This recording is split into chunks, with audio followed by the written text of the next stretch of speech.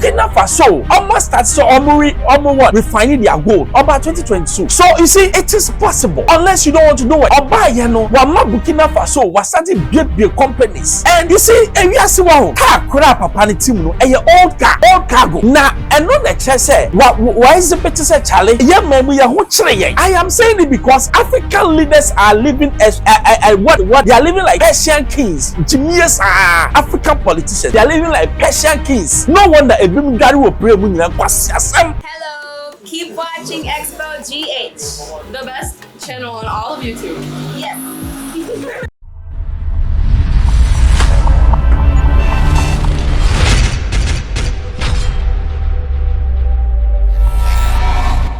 Hello, hi, Xposed GH. Watch from Bembro. Subscribe, man. Me the tum plan now on Saka. I'll say that Africa has come of age. Because Africa has come of age. Yenya new breed of leaders are. Omo dream say it is possible. Omo dream say the can do spirits ebeye juma. Nene pese me sure ni enti ya Ghana ya hwere say yen votu ama nana kwame bedi akọ. Ya hwere de. Na de ne ya hwere no ebekọ ati ya enye ono. One person or by inauguration in Ghana for budget so ye Traore, Burkina president. 35 years, very young man, very intelligent. He is doing something that is shaking up the world. France has been shaking. US is shaking. They have never seen black man now will believe in himself or on him say it is possible. In a continent often plagued by the burdens of corrupt governance, opulence and inefficiency, Captain Ibrahim Traore, president of Burkina Faso, stands out as a transformative leader. At just 35 years old, he is the youngest president in both Africa and the world. His governance style has earned him admiration as one of the most hard-working leaders in Africa, even as he is paradoxically ranked among the continent's poorest presidents. Traore's leadership is a masterclass in humility, sacrifice and bold reforms aimed at reshaping Burkina Faso's future.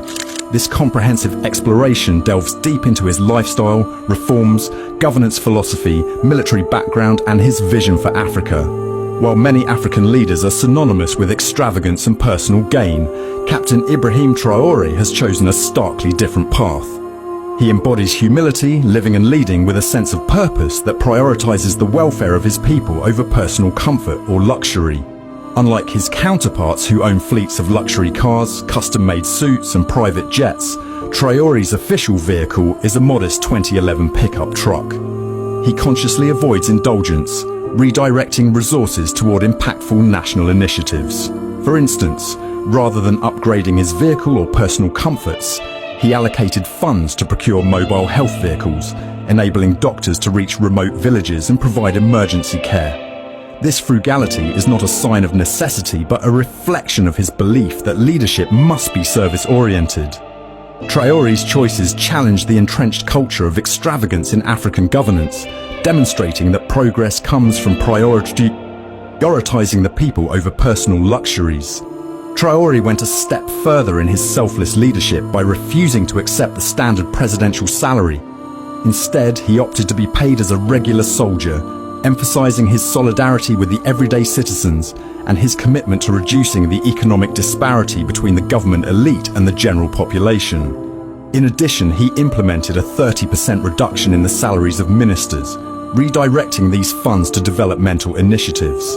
Simultaneously, he increased workers' wages by 50%, addressing economic inequalities and ensuring better living conditions for the majority of Burkina Faso's population.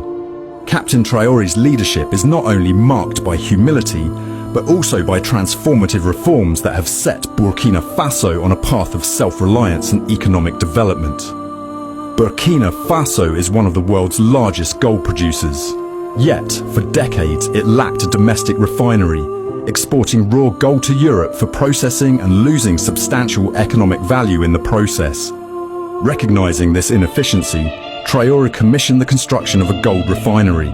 This initiative aims to retain wealth within the country, create thousands of jobs, and significantly boost the national economy. By focusing on value addition and self-reliance, Traore has laid the groundwork for long-term economic sovereignty. Another glaring inefficiency Traore addressed was Burkina Faso's reliance on imported tomato paste, despite being a significant exporter of raw tomatoes. To tackle this, he initiated the construction of a tomato processing plant. This facility will produce food products locally, reduce dependency on imports, create jobs, and enhance food security. The plant is emblematic of Traore's commitment to leveraging Burkina Faso's resources for the benefit of its people. Healthcare is a cornerstone of Traore's vision for Burkina Faso. He has commenced the construction of an $80 million world-class hospital to provide advanced medical care to the population. This facility, developed in partnership with the private sector, reflects Traore's focus on efficient and sustainable public services. In this month alone, Traore inaugurated 2 factories designed to generate billions of dollars in revenue and create thousands of jobs. These facilities are part of a broader strategy to industrialize Burkina Faso and reduce its dependency on foreign aid and imports. Traore's governance philosophy is deeply rooted in the principles of accountability, humility, and service to the people. His actions consistently reflect his belief that leadership is a responsibility, not a privilege.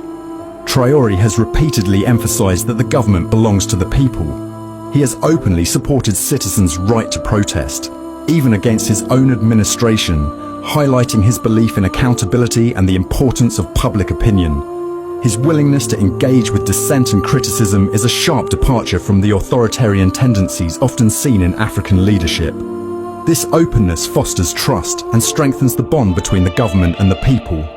By reducing ministerial salaries and redirecting funds to public projects, Traore has demonstrated a commitment to fiscal discipline and efficient governance. His administration's focus on cutting excesses sets a new standard for leadership in Africa.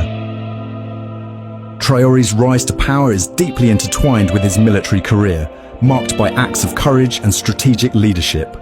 In 2014, during a deployment to Mali under the United Nations peacekeeping mission, Traore displayed extraordinary bravery in the face of a complex militant attack in Timbuktu. His leadership during this mission earned him respect within military circles and showcased his ability to inspire confidence under pressure. Since becoming president, Traore has prioritized rebuilding Burkina Faso's military to counter terrorist threats. The country has faced years of insurgency from Al-Qaeda-backed groups, leaving its military severely weakened. Under Traore's leadership, many young citizens have joined the armed forces, motivated by a renewed sense of patriotism. Additionally, he has sought security partnerships, including assistance from Russia, to strengthen Burkina Faso's defenses and reclaim territories lost to insurgents. On the global stage, Traore has become known for his bold critiques of African dependency on foreign aid and the influence of imperialist powers. At the 2023 Russia-Africa Summit, Traore delivered a powerful speech condemning the culture of dependency among African leaders. He called on his peers to prioritize the needs of their people over appeasing foreign powers. His remarks, including a critique of African leaders who act as puppets of imperialists, resonated deeply across the continent. By advocating for self-reliance and economic independence, Traore has positioned himself as a transformative figure in African politics. Captain Ibrahim Traore's leadership transcends Burkina Faso. His vision for self-reliance, humility, and transformative governance offers a roadmap for a new era of African leadership. In a continent often marred by corruption and inefficiency, Traore's example challenges the status quo. His focus on service, sacrifice, and accountability sets a powerful precedent for future leaders. His question, whether it is better to be poor and hardworking or rich and ineffective, captures the essence of his leadership. For him, the answer is clear. True leadership lies in serving the people and prioritizing their welfare. As Burkina Faso moves forward under his guidance, Captain Ibrahim Traore's legacy is already taking shape. He has not only transformed his nation, but also inspired a new generation of leaders across Africa to embrace humility, vision, and integrity. His leadership stands as a testament to the transformative power of service and a beacon of hope for a brighter, self-reliant Africa. Captain Ibrahim Traore's approach is a stark departure from the norm in African leadership. In a continent where many leaders prioritize personal enrichment and international optics, Traore's humility, pragmatism, and focus on tangible outcomes set him apart.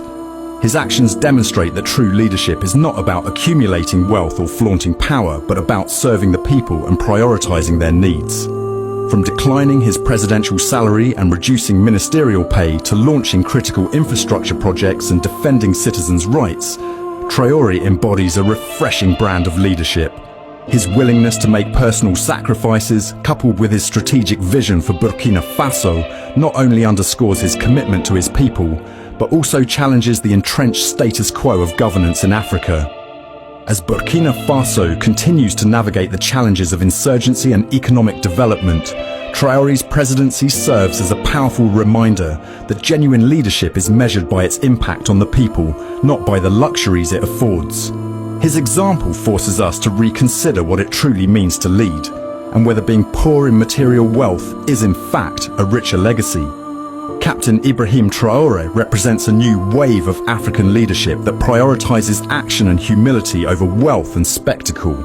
His choice to forego luxury in favor of investing in critical infrastructure, such as mobile health units, underscores his commitment to improving the lives of ordinary citizens, while his peers indulge in lavish lifestyles to project their perceived success. Traore has demonstrated that true leadership lies in serving the people, not in flaunting material wealth. This contrast invites deeper reflection. Should leadership be measured by one's riches or by the tangible impact on the lives of citizens? Traore's example suggests the latter. His presidency challenges the status quo and redefines what it means to lead in a continent often marred by corruption and excess. Yeah, what could video no? Nampese meka asem mienu petrol. Ewiase de bia meka. Me say da ube who you are no, that is the beginning of your greatness. Burkina Faso one of the poorest in the world. Place asabi obiemu because ohwe wiase mu say na ekona. They are non-entity. But over Africa, they are the fourth largest exporter of gold. Africa, yeah, exporters. Na Ghana is number one. Jimiesa near the number one. We are exporters of raw gold. Raw. No value added. Or buy no two things. Or say, maybe chairman call for the say, Sabe, they are unique people. It's your chum say, this is the kind of people you are. No matter what say, at the end of the year, we can do it. It's no way say on nationalizing all the assets. They can nationalize. I mean, say assets say Ghana, diamond, gold in your mail one. You make a chair, a brofone say, Massa Monco. Yeah, buy idea. Now, idea back what waiting here, you could Burkina Faso and say, Yeka say, Burkina Faso almost start so almost refining their gold about 2022. So you see, it is possible unless you don't want to do it. Oba yano wama Burkina Faso was starting big companies, and you see, we are seeing car kura papa ni team no old cargo. Na eno na che say why is the better say Charlie? I am saying it because African leaders are living as what they are living like Persian kings. African politicians, they are living like Persian kings. No wonder a bimgari will pray this is the man who said, no, I need to make sure some my people will thrive, they live well. It's your buyer who said things have to be done. We're near the biggest tomato factory. Because Burkina Faso what produces for tomatoes. You'll be a friend of scale of preference. It means what you are good at. And why realize it. Now me who be a papa we kunyane na this 35 years. Very, very solid. Now young quite baby. Oh share African continent now. Yet I'm going to chada hono. The catch African continent is a share. Niger, Burkina Faso, Mali, Senegal, young presidents. And they are making amazing stuff. And they should go somewhere. We don't need them. They should go away. These people are making difference in the people's life. ohwe niam mu ye na enye easy na kombedi akwa no buy no say me mpesam sisa Ghana ba Ghana ye gimie ti ya to ama no ye gimie ya to ama no enye hwe there's always 2028 ye beto ama no but what we hwe me patch said the world is shaking because of what Burkina Faso, not because of Ghana. Ghana used to be what the star of Africa. Say a doom, say a the Chaco of Africa. Yahweh ya yehuyen. Say the stars of Africa. Ghana yenka. Ghana ye quite chilo ni bibi. Oh, but say Africa now share stars are Rwanda, Burkina Faso, Mali. Say a debt free Senegal. These people are the stars of what Africa. And then the significant about them is that they have leaders who are what transformating. Say we want to transform our economies. Ghana, we are still living in colonial times. 1948 training and only a year. It is time our leaders know they will think outside the box and fashion out things which you see in Africa. I expose the HFM Bible. So subscribe and subscribe. Nitumpa. That's like a manual.